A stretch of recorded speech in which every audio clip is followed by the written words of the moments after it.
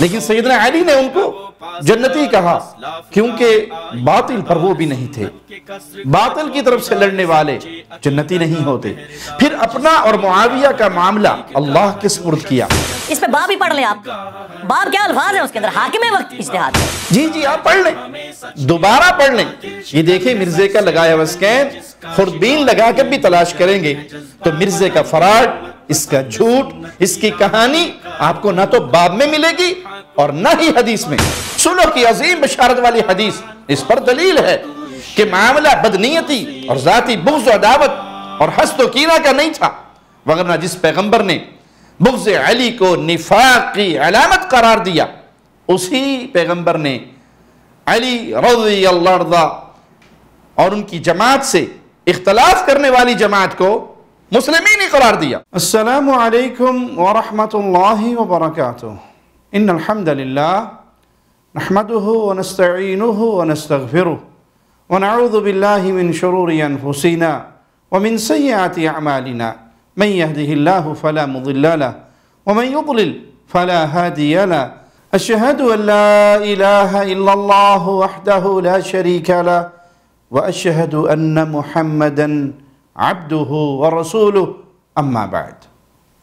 صفین اور جمل کے معاملے میں اہل اسلام کا یہ موقف ہے کہ ان جنگوں میں دونوں طرف اہل ایمان مسلم تھے۔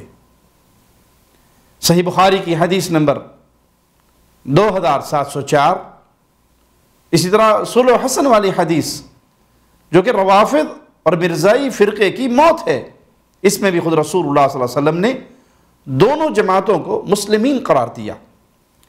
اسی طرح صحیح مسلم کی حدیث کے 5 طرق، حدیث نمبر 2457 سے لے کر 2461 تک، ان دونوں جماعتوں کو حق پر اور ان میں اقرب الی الحق، حق کے زیادہ قریب اس گروہ کو قرار دیا جو خوارج کے خلاف قتال کرے گا، اور وہ سیدنا علی رضی اللہ عنہ وارضاہ کا گروہ تھا۔ لیکن دوسرا گروہ بھی باطل نہ تھا۔ اسی طرح مصنف ابن ابی شیبہ کی حدیث نمبر 39035، سیدنا علی رضی اللہ عنہ وارضاہ نے دونوں طرف کے مقتولین صفین کو جنتی کہا۔ جہنم کی طرف بلانے والا گروہ، اس میں مارے جانے والے جنتی نہیں ہو سکتے، لیکن سیدنا علی نے ان کو جنتی کہا کیونکہ باطل پر وہ بھی نہیں تھے۔ باطل کی طرف سے لڑنے والے جنتی نہیں ہوتے۔ پھر اپنا اور معاویہ کا معاملہ اللہ کے سپرد کیا۔ معاویہ پر کوئی فتویٰ نہیں لگایا، انہیں برا نہیں کہا۔ الحمدللہ یہ سارے دلائل ہم تفصیل کے ساتھ عرض کر چکے ہیں۔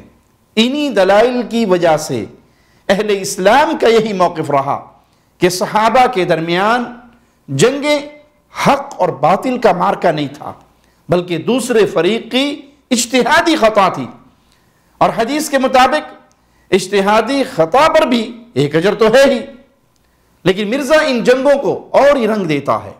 اس لیے اجتہاد والی حدیث کو بھی من مانا مفہوم پہناتا ہے۔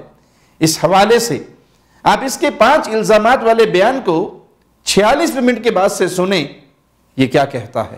وہ تو اہل سنت نے ایک اجتہادی خطا والا، وہ بھی آپ چھوڑ دیں یار، کیا وہ حدیث بخاری مسلم میں ہے، اور اس حدیث کے اوپر امام بخاری نے باب باندھا ہے، حدیث میں الفاظ ہے اگر حاکم اجتہاد کرے اور وہ درست کرے تو اسے 2 اجر ملیں گے، غلط کرے تو 1۔ یعنی اگر حضرت علی رضی اللہ تعالیٰ عنہ جنگ جمل، صفین اور نہروان غلط لڑتے تو تب بھی 1 اجر پا لیتے، اب صحیح لڑی ہے تو 2 اجر۔ مخالفین کا تو کوئی ذکر ہی نہیں، اس پہ باب ہی پڑھ لیں آپ، باب کیا الفاظ ہیں اس کے اندر، حاکم وقت اجتہاد کرے، باغی کے اجتہاد کے اوپر تو کہیں پہ بھی بشارت نہیں ہے، خام خائی۔ سب سے پہلے آپ مرزے کے لگائے ہوئے اسکین سے صحیح بخاری حدیث نمبر 7352 کا اسکین اور باب دیکھ لیں۔ باب ہے حاکم جب اجتہاد کرے خواہ غلط ہو یا صحیح تو اس کے ثواب کا بیان۔ عربی عبارت بھی دیکھ لیں، اس میں صرف اجر الحاکم لکھا ہے، نہ کہ حاکم وقت۔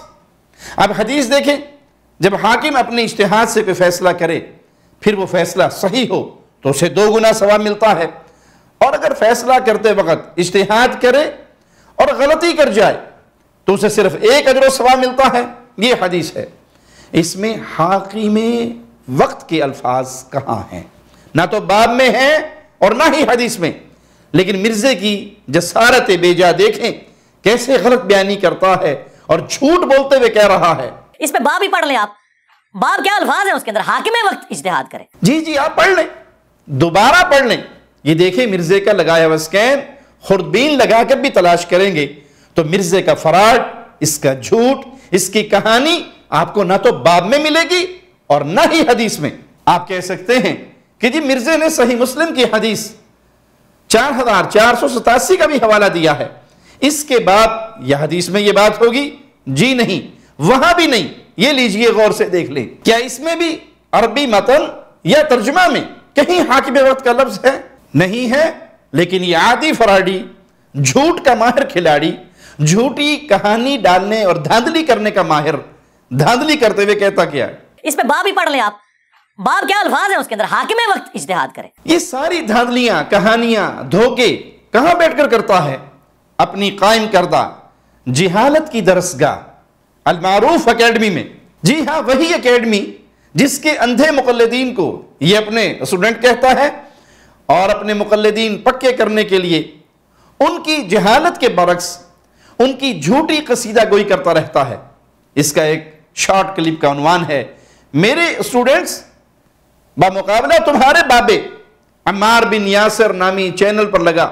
اس کے شروع میں کہتا ہے، اگر انجینئر کو اس طرح کی بات کرے تو بڑا مسلمان ہے ہم سے، ہم نہ اسے توبہ پہ آمادہ کریں، تو نے کیا بات سن لی ہے؟ تو ہمارے ساتھ جو بیٹھے ہوئے لوگ یہ تم لوگوں سے پکے مسلمان ہیں۔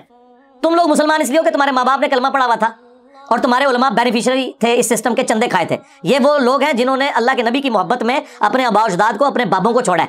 آپ کیا سمجھتے ہیں کہ مجھے یہ چھوڑ دیں گے اگر میں کوئی غلط بات کروں گا قرآن و سنت کے خلاف؟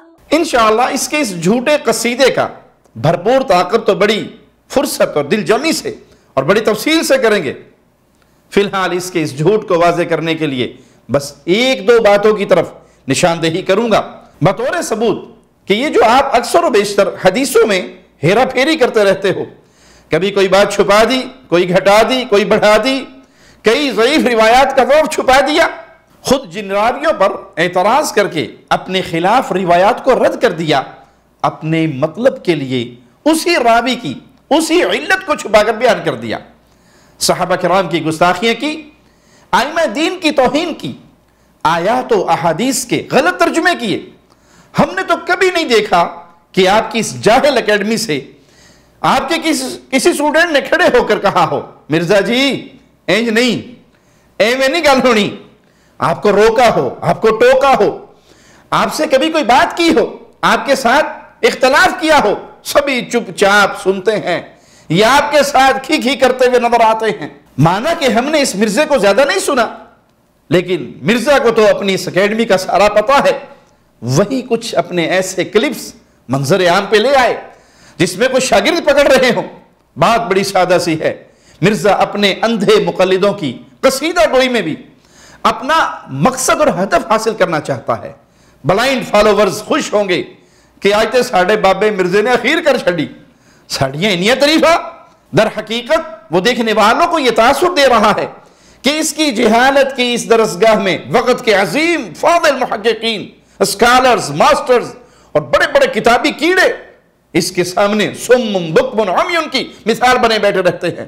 مجال ہے میری کوئی غلطی پکڑ سکے، جبکہ حقیقت یہ ہے کہ اس کے سامنے بیٹھے ہوئے لوگ علمی اعتبار سے اس سے بھی گئے گزرے ہیں، اور جو ایسا کر سکتے ہیں وہ علماء ہیں جن کا داخلہ مرزے کی جہالت کی درسگاہ اس اکیڈمی میں بند ہے، اور اگر کوئی پہنچ جائے تو یہ اور اس کے اندھے مقلد اس عالم کو تنقید کی اجازت بالکل نہیں دیتے، خاموش رہنے پہ مجبور کرتے ہیں۔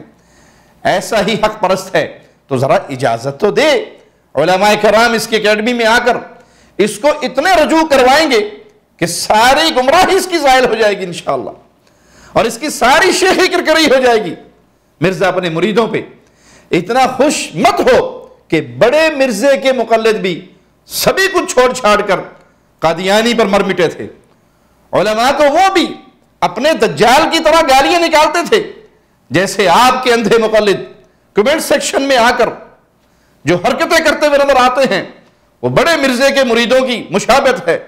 المختصر کہ مرزا کی پیش کردہ حدیث میں حاکم وقت کے الفاظ ہیں اور نہ ہی معنی مفہوم۔ جہاں تک معاملہ ہے فیصلوں کا تو فیصلے صرف حاکم وقت یعنی حکمران کے ساتھ مخصوص نہیں ہیں، بلکہ قرآن حکیم سے یہ بات بڑی واضح ہے کہ بعض اوقات عوام نے بھی عوام کے فیصلے کرنے ہوتے ہیں، جیسے کہ خوارج کو سمجھانے کے لیے عبداللہ ابن عباس رضی اللہ عنہما نے 2 آیات پیش کی، وہی ہم مرزے کے جھوٹ کے بطلان کے لیے پیش کر دیتے ہیں۔ سورۃ النساء آیت نمبر 35 میں اللہ مالک نے اختلاف کے شکار میاں بیوی کے درمیان فیصلہ کرانے کا حکم دیتے ہوئے فرمایا وَإِنْ خِفْتُمْ شِقَاقَ بَيْنِهِمَا، اگر تم ان دونوں کے درمیان اختلاف سے ڈرو فَبْعَثُوا حَكَمًا مِّنْ أَهْلِهِ وَحَكَمًا مِّنْ أَهْلِهَا، تو تم ایک فیصلہ کرنے والا مرد کے گھر والوں سے اور ایک فیصلہ کرنے والا عورت کے گھر والوں سے مقرر کرو۔ مرزے کو غور کرنا چاہیے کہ اس آیت میں 2 فیصلے کرنے والوں کو مقرر کرنے کا حکم ہے، ان کے فیصلوں میں خطا اور ثواب کا امکان ہے۔ آخر مرزا کس دلیل کے تحت یہ دعویٰ کر سکتا ہے کہ اللہ کے حکم کے مطابق ان فیصلہ کرنے والوں میں سے صحیح فیصلہ کرنے والے کے لیے 2 اجر نہیں اور خطا کرنے والے کے لیے 1 اجر نہیں، جبکہ یہ اللہ کے حکم پر ہی حاکم بنے۔ دوسری آیت سورۃ المائدہ آیت نمبر 95 اللہ مالک فرماتا ہے یا ایھا الذین آمنوا لا تقتلوا الصید وانتم حرم، اے ایمان والو شکار کو قتل نہ کرو اس حال میں کہ تم احرام والے ہو، ومن قتلہ منکم متعمدا فجزاء مثل ما قتل من النعم، تم میں سے جو اسے جان بوجھ کر قتل کرے تو چوپایوں میں سے اس کی مثل بدلہ ہے، جو اس نے قتل کیا اس کی مثل چوپایوں میں سے بدلہ ہے۔ یحکم بہ ذوی عدل منکم، جس کا فیصلہ تم میں سے 2 انصاف والے کریں۔ یہ 2 لوگ بھی حاکم وقت نہیں ہوں گے، حکمران نہیں ہوں گے، بادشاہ نہیں ہوں گے، خلیفہ نہیں ہوں گے، وہی کسی 2 بندوں سے جو انصاف کرنے والے ہوں ان سے فیصلہ کروانا، کیونکہ یہ کفارہ وہی حرم میں ادا کرنا ہے، ان سے اسی کے مثل فدیہ طے کرنے میں غلطی بھی ہو سکتی ہے اور صحیح فیصلہ بھی ہو سکتا ہے۔ تو مرزا منگول کس دلیل سے انہیں اجر سے محروم کر رہا ہے؟ صرف اپنی من مرضی سے۔ حدیث میں الحاکم کے جو لفظ ہیں وہ فیصلہ کرنے والے کے بارے میں مرزا کا یہ کہنا کہ امام بخاری رحمہ اللہ نے حاکم وقت کا باب باندھا، یہ اس کا جھوٹ اور اس جھوٹ پر مبنی تشریح باطل ہے، اسے کہتے ہیں بناء فاسد علی الفاسد، غلطی پر غلطی کی بنیاد رکھنا۔ اب مرزا منگول کی ذرا اگلی بات سنیے، اس پہ باب ہی پڑھ لیں آپ، باب کیا الفاظ ہیں اس کے اندر، حاکم وقت اجتہاد کرے، باغی کے اجتہاد کے اوپر تو کہیں پہ بھی بشارت نہیں ہے، خام خائی۔ اسی لیے تو بدر الدین عینی جو حنفیوں کے امام ہے عمدۃ القاری میں انہوں نے اسی کانٹیکس میں ہی تو حدیث عمار کے کانٹیکس میں لکھا ہے کہ حضرت عمار کی شہادت کے بعد تو یہ بات بالکل کلیئر ہو گئی ہے، اور تم کہتے ہو کہ حضرت معاویہ کو جو ہے وہ 1 اجر ملے گا، حضرت علی کو 2، کیا تم اس پہ راضی نہیں ہو کہ حضرت معاویہ کو برابر چھوڑ دیا جائے کہ انہیں 1 اجر کی بھی بشارت تم سنا رہے ہو؟ یہ بدر الدین عینی لکھ رہے ہیں، 855 ہجری میں فوت ہوئے ہیں اور اہل سنت کے بڑے ائمہ میں سے ہیں، ان کو کوئی رافضی نہیں کہتا۔ مرزا منگول جی اکلو ویلی پارٹی خامخواہ نہیں بلکہ دلائل اور اصحاب معاملہ کے طرز عمل کو پوری طرح سامنے رکھتے ہوئے علی وجہ البصیرہ اہل اسلام ہمیشہ سے یہ کہتے چلے آ رہے ہیں الحمدللہ صحابہ و تابعین ائمہ محدثین کی باتیں خامخواہ نہیں بلکہ رافضیوں کا پروپیگنڈا یہ خامخواہ اور باطل ہے۔ صحیح بخاری 2704 نمبر میں صلح کی عظیم بشارت والی حدیث اس پر دلیل ہے کہ معاملہ بدنیتی اور ذاتی بغض و عداوت اور حسد و کینہ کا نہیں تھا، وگرنہ جس پیغمبر نے بغض علی کو نفاق کی علامت قرار دیا اسی پیغمبر نے علی رضی اللہ عنہ اور ان کی جماعت سے اختلاف کرنے والی جماعت کو مسلمین ہی قرار دیا۔ عقل سے پیدل پارٹی اور احمقوں کے بنائے ہوئے امام صاحب، تمہیں بغض معاویہ کی بیماری نے ایسا باولا کر دیا ہے، ایسا خبتی بنا دیا ہے کہ تم نے عقل سے دشمنی مول لے لی۔ اگر سیدنا امیر معاویہ اور ان کی جماعت کو سیدنا علی اور ان کے ساتھیوں سے بغض ہوتا تو بغض علی کا مطلب تو نفاق، اور نفاق میں مبتلا منافق کو پیارے نبی صلی اللہ علیہ وسلم مسلمین کبھی نہ فرماتے، ان سے صلح و بشارت نہ ہوتی۔ بڑی گنتی گنوا رہے ہو، 855 ہجری کے تھے علامہ بدر الدین عینی حنفی رحمہ اللہ، عقلوں ویلیا، یہ تو بڑا آسان سا حساب ہے کہ یہ کہنے والے عینی رحمہ اللہ تو صلح کے صدیوں بعد پیدا ہونے والے فرد ہیں، کم و بیش 800 سال بعد کی بات ہے جن سے جنگ ہوئی۔ اس جنگ کے سالار اعظم محبوب المؤمنین امیر المؤمنین امیر علی رضی اللہ عنہ وارضاہ اپنے خلاف جنگ کرنے والوں کو، ان کے مقتولین کو جنتی قرار دے رہے ہیں۔ یہ شہادت علی سے تو پہلے ہی کی بات ہے، اسے یہ روایت معلوم بھی ہے، خود پڑھ کر سناتا بھی ہے، لیکن عقل سے پیدل پارٹی امام صاحب عقل ہو تو سمجھے کفر اور اسلام کا مارکا ہوتا، حق اور باطل کا مارکا ہوتا تو مخالفین جنتی قرار نہ پاتے۔ پھر صلح ہوئی 41 ہجری میں، امیر المؤمنین امیر حسن رضی اللہ عنہ وارضاہ نے اپنی خلافت گویا تھالی میں سجا کر امیر المؤمنین امیر معاویہ کو ہدیہ کر دی، تحفے میں دے دی۔ پھر پوری زندگی اسی خلافت کی ماتحت اختیار فرمائے رکھی، اور رسول اللہ صلی اللہ علیہ وسلم کے شہزادے اور آپ کے بیٹے، آپ کے آنگن کی خوشبو سیدنا حسین رضی اللہ عنہ وارضاہ نے بھی اپنی زندگی کے 19 یا 20 سال اسی خلافت کے تحت گزارے۔ اس حق کو رد کرنے کے لیے تم جو جھوٹا خط کا ذکر کرتے ہو، اس کے من گھڑت ہونے کا ہم ثبوت الحمدللہ دے چکے ہیں۔ بات صرف اہل بیت، آل علی، آل جعفر تک محدود نہیں، بلکہ اس وقت موجود تمام صحابہ کرام رضوان اللہ علیہم اجمعین اس خلافت پر راضی رہے۔ تو یہ اجماع صحابہ پر مبنی خلافت ثابت ہوئی۔ جیسے ابو بکر کی خلافت پر کوئی اختلاف نہیں، عمر کی خلافت پر کوئی اختلاف نہیں، اس صلح کے بعد تمام کے تمام صحابہ امیر معاویہ کی خلافت پر ویسے اکٹھے رہے، کوئی اختلاف نہیں۔ اور ہم تمہیں بتا چکے ہیں، تمہارا اپنا بیان تمہیں دکھا چکے ہیں، ایک بار پھر دکھا دیتے ہیں کہ اجماع صحابہ کا منکر جہنمی ہے۔ یہ لو دیکھ لو، اپنا بیان پھر سن لو۔ وَيَتَّبِعْ غَيْرَ سَبِيلِ الْمُؤْمِنِينَ، اور اس راستے پر چلتا ہے جو مومنین کا راستہ نہیں ہے۔ تو طویل خاص کے اعتبار سے تو پرٹیکولر یہ صحابہ کرام علیہم رضوان کے بارے میں ہے کہ مومنین کا راستہ اختیار کرنا ہے، جو رسول اللہ صلی اللہ علیہ وسلم کی مخالفت کرے اور مومنین کی راہ چھوڑ دے، یعنی جس پر صحابہ کا اجماع ہو چکا ہے یا قیامت تک اہل حق جس پر اجماع کرتے رہیں گے طویل عام کے اعتبار سے، اس راستے کو جو چھوڑ دے گا نولیہ ما تولا، تو ہم اسے پھیر دیں گے، پھر وہ جس گمراہی میں پھرنے کے لیے خود تیار ہوا والعیاذ باللہ۔ اور یہ تو دنیا میں ہوگا، اور قیامت میں وَنُصْلِيهِ جہنم، اور اسے ڈال دیں گے جہنم میں، وَسَاءَتْ مَصِيرًا، اور یہ بہت بری جگہ ہے پلٹنے کی کہ کوئی جہنم میں جا کر پلٹے۔ اجماع صحابہ بھی اس بات کی روشن دلیل ہے کہ علی و معاویہ رضی اللہ عنہما کے اختلاف اجتہادی نوعیت کا تھا، بغض، دشمنی، عداوت پر نہیں۔ علی رضی اللہ عنہ اور ان کی جماعت حق سے زیادہ قریب، اقرب طائفتین الی الحق، اس کا مصداق ضرور تھے، لیکن امیر معاویہ اور ان کی جماعت بھی حق پر تھی، نعوذ باللہ ثم نعوذ باللہ، باطل پر نہیں اور جہنمی نہیں تھے۔ ابھی قریب میں ہی فضیلت الشیخ صدیق رضا حفظہ اللہ نے اس بات پر تمہیں خوب رگڑا لگایا ہے، دیکھ لیجئے شیخ کا پروگرام، شاید طبیعت کو صاف ہو جائے۔ اس کے خلاف بغیر کسی دلیل و برہان کے پہلے 4 اور 5 نام نہاد شرائع جو تم لاتے ہو، آج تک وہ ثابت ہی نہیں کر پائے، قرآن مقروض ہو۔ اس علمی قرض کے بوجھ تلے ہلاک ہونے کا پرام تو نہیں بنائے بیٹھے۔ اور جو یہ روافض اور تمہارے مقلد رافضی چیلے کہتے پھرتے ہیں کہ صلح تو رسول اللہ صلی اللہ علیہ وسلم نے مشرکین سے بھی کی، تو کیا نعوذ باللہ مشرک بھی حق پر تھے؟ واقعی بغض معاویہ میں تمہارا دماغ خراب ہو چکا ہے، باولے اور پاگل پن کے شکار ہو چکے ہو۔ عقل سے پیدل پارٹی وہ تو وقتی طور پر ایک صلح کا معاہدہ تھا، نعوذ باللہ ثم نعوذ باللہ۔ رسول اللہ صلی اللہ علیہ وسلم نے اور آپ کے صحابہ نے ریاست مدینہ ان مشرکوں کے حوالے کر کے ان کی حاکمیت اور سرداری کو قبول نہیں کیا تھا، لیکن امیر معاویہ کی امیر حسن کے ساتھ جو صلح ہوئی، یہ صلح بین المسلمین تھی، اور سیدنا حسن نے اپنی خلافت چھوڑ کر معاویہ کو عطا کر دی تھی۔ وہ کچھ عقل نو بھی ہاتھ مارو، عقلوں ویلے ہو، صرف بونگیا مانندہ کام ماندہ ہے، کوئی عقل کی بات تمہاری زبان سے نہیں نکل سکتی۔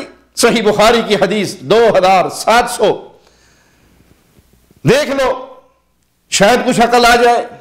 اس اجماع صحابہ کے خلاف تم 9ویں صدی کے ایک فرد علامہ عینی حنفی کو لا کر بابی بننے کا حق ادا کر رہے ہو، لوگوں کو تانے دیتے ہو بابی بننے کا، اور تو بڑا کوئی بابی ہو رہے گا کہ 9ویں صدی کے ایک فرد کو لائے اور بابی بننے کا حق ادا کیا؟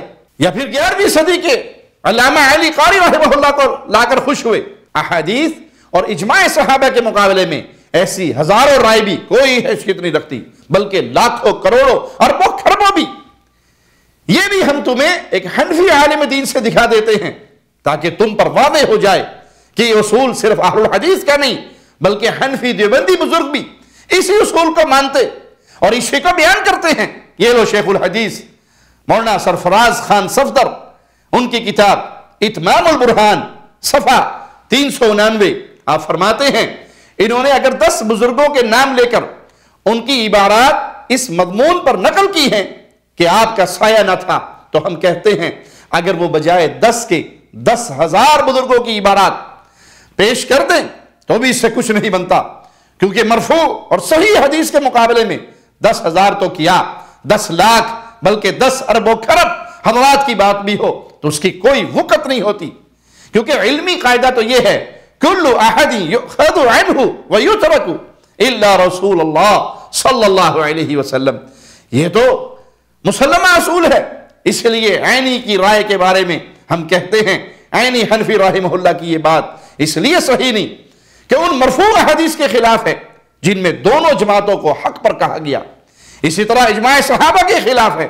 رہی بات کہ پھر ان کو رافضی کیوں نہیں کہتے، تو اس کا جواب یہ ہے کہ اس کی وجہ بالکل واضح ہے کہ علامہ عینی رحمہ اللہ مرزا منگول کی طرح صحابہ کے گستاخ نہیں تھے، انہوں نے معاویہ رضی اللہ عنہ کی توہین نہیں کی تھی، نہ ہی دیگر صحابہ کی توہین کی، اسی لیے اہل السنہ انہیں رافضی نہیں کہتے۔ حدیث سمجھنے میں غلطی لگ جانا الگ بات ہے اور بغض صحابہ الگ بات ہے، تم بغض صحابہ کے مریض ہو۔ اجتہاد والی حدیث کے بارے میں مرزا نے بس یہی 2 باتیں بنائی، الحمدللہ ہم نے دونوں باتوں کی حقیقت واضح کر دی۔ آگے اس نے سیدہ عائشہ رضی اللہ تعالی عنہ سلام اللہ علیہا کی توبہ اور رجوع کا ذکر کیا، اس کا جواب انشاءاللہ ہم الگ سے دیں گے۔ اللہ سے دعا ہے اللہ زندگی بھر دین توحید پر، دین اسلام پر، صحابہ کی محبت پر، اہل بیت کی محبت پر قائم رکھنا، اور صحابہ اور اہل بیت کے دشمن، دین اسلام کے دشمن، اغیار کے اشاروں پہ ناچنے والے اور اغیار کے اشاروں پہ ناچتے ہوئے عوام الناس کا دل دماغ صحابہ کی نفرتوں سے بھرنے کے مشن پر چلنے والے ان ظالموں کے خلاف اللہ سدا ہمیں توفیق دیتے رہنا کہ ہم ان کے شر کو بیان کرتے رہیں، عیاں کرتے رہیں، لوگوں کے اندر واضح کرتے رہیں اور لوگوں کو ان کے شر سے ڈراتے رہیں، اور دفاع اسلام کی اس ذمہ داری کو ادا کرتے کرتے شہادت کی موت پا کے تیرے پاس آ جائیں۔